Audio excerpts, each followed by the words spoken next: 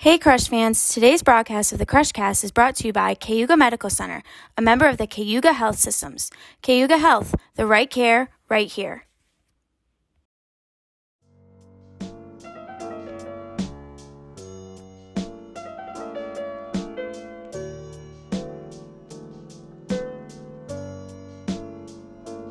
So let me start off with saying good afternoon to the Crush fans here. We have two of our 2021 players from Yale University in Connecticut. We'll get into that. We have on right-hand pitcher Carter Kessinger, welcome this afternoon, and middle infielder Rob Ciulla. Good afternoon to both you guys. Appreciate it. Good afternoon, Coach. A little bit about it for a background here. Obviously, you are from the West Coast in California, both of you. You made it to the East Coast of Yale University, and now you're in Texas training for baseball right now. So, Carter, let me start with you. How did the recruiting process get from, you're from Burbank, California. I've flown in there many times to the airport. That's a challenge and a half. But how did you get to the West Coast to the East Coast at Yale University? Well, I think when I was getting recruited and when I was looking to go to play college baseball somewhere, I wanted to get a different experience. I basically spent my entire childhood in California and obviously traveling to some nearby states, but I wanted to get a different experience. I wanted to see some of the world, and New Haven is definitely a different part of the world. So when I was recruited, the first time I was actually recruited by Yale was out of this showcase in Woodland, California. Mm-hmm. And I happened to pitch really well, and Coach Tugger Frawley was there, and he saw me and said, I like what you've got, and that's the recruitment kind of progressed from there. But I think going to Yale as an academic decision, I think it was obviously it was a little bit easier. Just because I know that at this university, I'm getting a great education. I'm going to get a great degree that's going to get me going good places in the future. But I think even more so than the academics, I was just so taken aback by how impressive the coaching staff was in terms of the plans that we have for season, the approach to the game. We're setting ourselves up to be competitive every single year, and I think that more than anything else actually attracted me to Yale. Well, undoubtedly, and we'll talk about your coaching staff in a moment. I have a good relationship with one of the young coaches there. Rob, another California guy. I mean, you made it to the East Coast. You were, in the Bay Area, 4-year varsity letterman in baseball, 3 years all Bay and 2 years all California infield there. How did the process go for you to end up going coast to coast? I think for me, it started just not really having a preference of what coast I was at. Obviously, wanting to just play baseball at the highest level that I could, and then wherever that landed me was kind of where I was going to go. So I mean, I looked around wherever that might be, California, down south, East Coast, in the Ivy League. So it just kind of happened that Yale was the best fit academically, best fit athletically, and happened to be on the East Coast, and I was perfectly fine with that. Well, those are great words that you both have said, great fits. You've got to have a fit academically, a fit for what you're looking for in baseball, the coaching staff, the parents, you put that all in a ball. And at the Crush, we try to do the same thing. Let's talk about your coaching staff a little bit. You've got a great staff for looking at the credentials, your head coach, Coach Schumer, and Schumer, what he's done professionally and collegiately. Andy Dixon, I know personally we both went to the same junior college, both from here, met through the NYCBL. Talk a little bit about your coaching staff and who recruited you, Carter. So I was recruited by Coach Tucker Frawley. He's no longer with the program. He actually took a job to be an infield coach for the Minnesota Twins. We're hoping he comes back at some point, but for now he's working in the pros. So he recruited me. He was the infield coach at Yale. He's a bit of a Twitter guru as well. He has, I don't know, about 10,000 followers because he's always posting these infield videos. But among the rest of our coaching staff, we have Coach Stuber. Obviously had an impressive major league career and has been coaching at Yale for 25 plus years. I think he's really the heart and soul of the program in terms of what he brings to the table. He always gets fired up for games. He's always there in our ear. If we're down, he's there picking us up. So I can't say enough good things about Coach Stuber. And then Coach Schulman as well. He joined the program. Actually, I think when I was getting recruited, that was his first summer with the program. So when Yale first saw me, I mean, he was calling me every day, and I was having nice hour-long conversations with him. He's really one of the boys. He's an amazing coach. He gets along with the guys amazingly, and he's implemented a really good. I mean, you can speak more to this, but he's implemented a really good method for us to steal bases, and we're going to be running all over the league. So. Well, and that's a good fit for the Crush. We usually do very well in the stolen bases. We like to put the pressure on the pitcher to always be thinking, okay, should I throw to first or should I throw to home? And there it goes over in the dirt over somebody's head there. You know, Rob, you were recognized last fall as all newcomers to the program there. Who was the coach that primarily brought you into the Yale family? I mean, I was there for just a short amount of time, but and we granted had limited access to the field, and our stage program to get onto the field was a challenge. But once I got onto the field, kind of like what Carter said, everything was so much more advanced and obviously advanced and more thought out than what I had normally been accustomed to. Base running patterns, base running approach to how we steal bags and how we analyze how we steal bags, making sure that we are stealing a high percentage of bags, and then how we go about doing that, as well as our hitting approaches and philosophies around hitting. Normally in high school, it's kind of just, it's all lackluster and you kind of just want to, hit the gaps and you're not really having a specific approach. At least it's just swinging. But now at the college level, the way that I'm approaching our live ABs down at Houston, at DST, seeing much better pitching. It's obvious that this is going to change my game a lot. Well, and you both have said the same thing there. When you go from high school to the next level of college or professional, you're picking an approach. You have a plan, and hopefully you do that. So, in hitting, what have you picked up? And we'll get into where you're at right now. But through this spring here, how has your approach changed from a year ago? I think my biggest change is all about how I think about getting into the batter's box and how I'm selecting pitches to hit. In college baseball, you can't look for every single pitch at every single time. Can't have a approach to look for a fastball and then also want to swing at the low and outside curveball and the changeup at the same time. So being really specific in saying that in this count, this is my count to look for this pitch.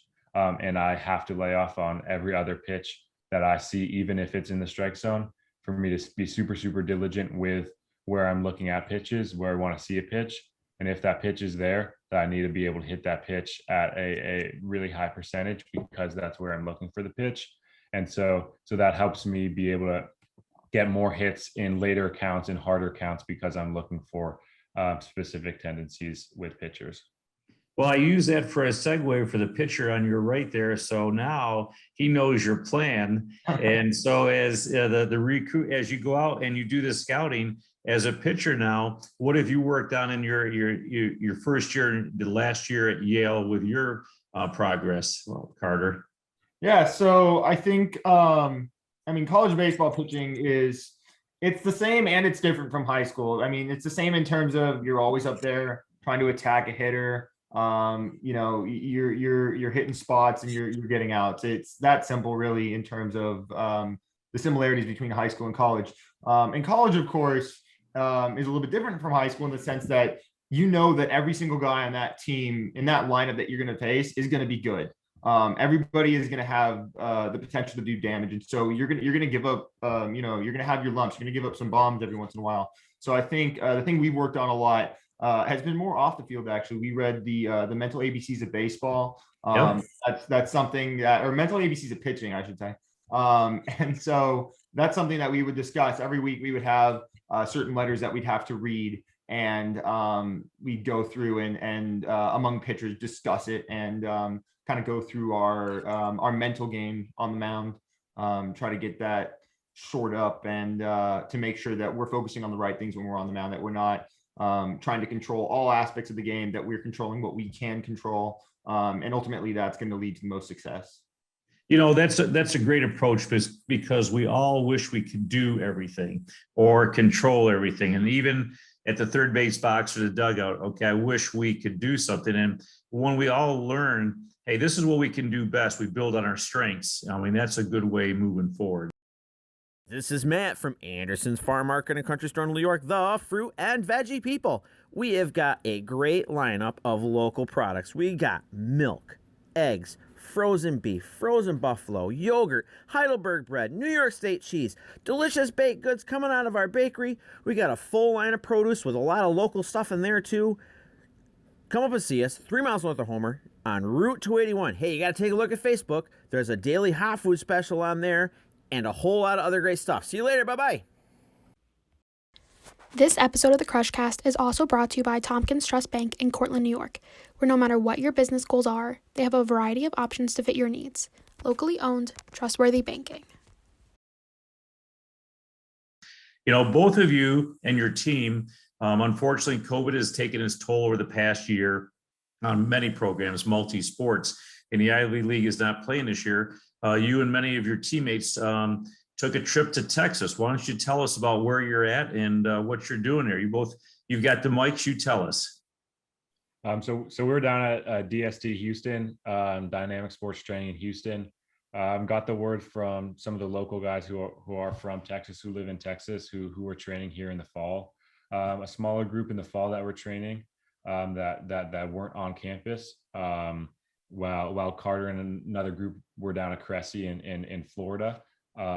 And then they recommended this place as a great opportunity to get better. And we're down here now, a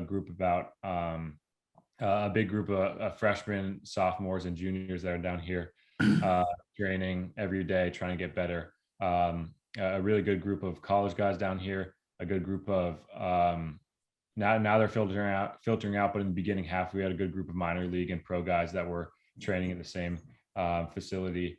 And so we've just been training as hard as we can to get ready for summer and the next spring. Carter, how did you come to the decision to bail out of the Northeast in wintertime? I mean, it's such a garden spot up here, some of the snow we've had this year in the cold, and you went to Texas to enjoy a lot of rain and some power outages along the way. So how has the journey been? It's been great. So like Rob said, I was down at Cressy in Florida last semester, actually, with a few of my teammates as well. And that was also a really positive experience. I think that with this semester, Texas is a little bit more centrally located, so that was nice. That was one element at play there. But at the same time, from what I heard from the guys who were going to DST, it was going to be a lot more of a kind of a team environment, a team atmosphere. I mean, the fact that we're here, we're it's like 12, 13 guys, and we're all lifting together, we're all warming up together, inter squatting together. It's almost like we're on campus. It's almost like we're at the field practicing every day like we normally would be. So I think more so than anything else, that's really the aspect I've really enjoyed, is the fact that I actually get to feel like I'm with the team, and we're doing team things. But also, obviously the training has also been amazing. We do a lot of heavy lifting here. That's going to help us get a lot stronger and, like Rob said, prepare us for both this summer and next spring. You brought up a good point there, that if you have a third of your team there, that will carry through to next fall, having those experiences with your teammates, bringing it back together. And you have an outstanding baseball program and obviously an outstanding institution in Yale University. So those kind of team things go a long way. With the Crush, we do the same thing. We have all of our players stay in a very nice facility all together, and it's been proven over time that space together builds better chemistry, responsibility, accountability, and has those effects not only on the field but off the field too. So, but good. You spoke about Cressy performance. What a great institution with Eric Cressy and his staff. Being in Connecticut and now in Florida, and the influences there. Any takeaways from your experience in Florida with Cressy? I think that the thing I liked about Cressy's environment is that in the weight room, in the bullpens, you're constantly intermingling with minor leaguers and major leaguers. I mean, while we were down there for an extended time, we saw Corey Kluber, we saw Justin Verlander, we saw, I think AJ Ramos was down there, Jesus Luzardo. I mean, there were a number of major league guys who were just around there, and a ton of minor league guys as well. So I think one of the really cool aspects of Cressy is the fact that you get to see all of these guys. Oh, and Noah Syndergaard was also there the entire semester. Forgot about him. But I think one of the really cool things about Cressy is that, the entire semester we got to not only live alongside these guys, but kind of witness their whole approach to the game, their approach, Exactly. their approach, on the mound, just playing catch. I think that was probably the best element of Cressy, is just the fact that, you get to see these guys and they're right there next to you doing their own thing as well. Yeah. Rob, you mentioned the opportunity to work out daily with guys that have now moved on in the chain to back to spring training, pro stuff. What's the takeaway for you from this spring working with those guys? For me, it's all been the batting cage and how they approach their hitting, just to see what they look like on the field, what their hands look like, how their lower half moves, what the ball flight looks like, and just to have someone that's hitting the cage right next to you that's going to be up in spring training in a couple of days and competing for a roster spot, being able to swing right next to them, even if they aren't giving hands-on lessons to you, you're able to just see, like Carter was saying, what they're doing, how they're going about their days. This is their job, this is their profession, and that's what we want to someday be. Yep. So, Carter, with you, were you able to throw in Texas with any of the pro catchers? Unfortunately, I was not. We only just started doing some inter squads in the last couple weeks, so we didn't really get a chance to do a whole lot of that. But I mean, they would be playing like minor league showcases there every Friday, and so if we walked over there, we'd be able to see, okay, here's this guy, this minor league pitcher's on the mound, throwing to this catcher with this big league or minor league hitter at the plate. So I think that was also just kind of cool. I remember this one time that Josh Reddick actually pulled up and was hitting there. So it's definitely like Cressy, it definitely is also a cool environment in terms of the all these minor leaguers that are around, and you can also talk to about their approaches as well. Well, good. It's like Southwest Airlines started many, many years ago on a napkin. It went from Dallas to San Antonio to Houston to Dallas. So you guys are going California to Connecticut to Texas, back up to New York. What are your expectations and hopes for this summer with when we finally start playing ball again?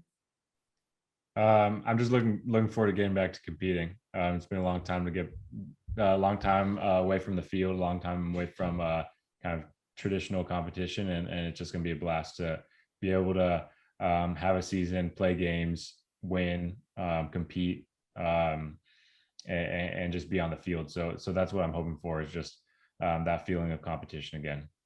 How about you, Carter? Yeah, I absolutely second that. I can't wait to get back on the mound and start competing in meaningful games again.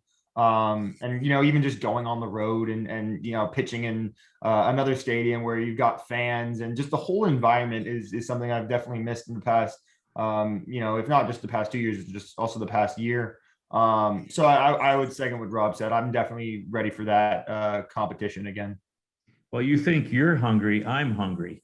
Not only for cheeseburgers and Pepsis, but baseball and barbecues and a little bit of the upstate New York culture that we do here. And we try to do that with every staff member, coach, or player that comes up. But you're right, America and the world needs this again. Cortland, we want baseball. It's been in the papers. SUNY Cortland, Division III powerhouse, is playing right now, albeit all in conference. In the New York Collegiate Baseball League, we have 43 league games this year, and we're going to play 8 to 9 exhibition games. So we have 50 plus games right now. And as any season goes, it's much like a short A season. You'll be tired, but it'll be a happy tired, because now hopefully you're set to go back in the fall and compete. for time, at Yale University. So, but all good words. So let me throw a couple questions at you. We got to have some good baseball questions. So it's like hitting the button. Okay. Favorite pro baseball team? What do we got from the West Coast guys? Yankees? Giants. Yeah, I knew that. Giants. How about you, Carter? Dodgers. Okay, man. Well, they're both going to be, Padres way in the mix this year. Giants, we hope they bring it up. And, opening day is tomorrow. So what time on what channel in Houston are you watching what game? Oh, I'm not sure. Man. I know the Dodgers are playing on ESPN. I can't remember what time they're playing though. I'll definitely try to catch it. Well, in between classes and workouts, we'll see. Well, and of course now one of my favorite shows is Sunday Night Baseball at ESPN. So hopefully Sunday night you got your academics taken care of. You're resting with a beverage and a good meal, down there and getting ready for baseball. But favorite meals. What do you guys want to have for meals in upstate New York? What are you going to bring from California in taste? What we've been making a lot down here is just we make a lot of chicken and rice, a lot of meat and rice, that's the key when we said we've been making, now you're going to get Anderson's Food Market who are making you homemade meals again. So what's your favorite homemade meals? I'm big pasta. Anything goes with pasta, mac and cheese. I can do pasta, man. I know what Carter's thinking. He's probably thinking what? Oh, I could definitely do pasta as well. Anything Italian. Also love good barbecue. I'm never going to turn down good barbecue. So we'll be doing barbecue and pasta. We also got a couple places. One of my favorites is stopping for our meal after the game and getting an ice cream along the way, something like that. And one of the things you have to do is we like to roll with it with the Crush. Roll with it meaning we play today, we win, we lose. What are the lessons learned? Got to put it in your back pocket and move on because you're playing again tomorrow. So one of the other things is we get another great meal tomorrow. Our guys are always saying, hey, we eat like kings here. So we'll let you guys rate that, okay? So, well, listen, it's been great having you on here. Any parting words for guys that are up and coming players like yourself? Probably just take advantage of the time that COVID's given us. You get better when no one's watching, and this is the perfect time. So if you're at home and you're not doing anything, when you don't have a spring season, then you're just cheating yourself. Good words. How about you, Carter? Yeah, exactly. Take advantage of this time. Use it to get better. And when season rolls around again, be prepared to compete and win some ball games. Well, good. Well, thank you both for being on here today. I'm going to go ahead and stop it now. We can chit chat a little bit later or a little bit more. Okay.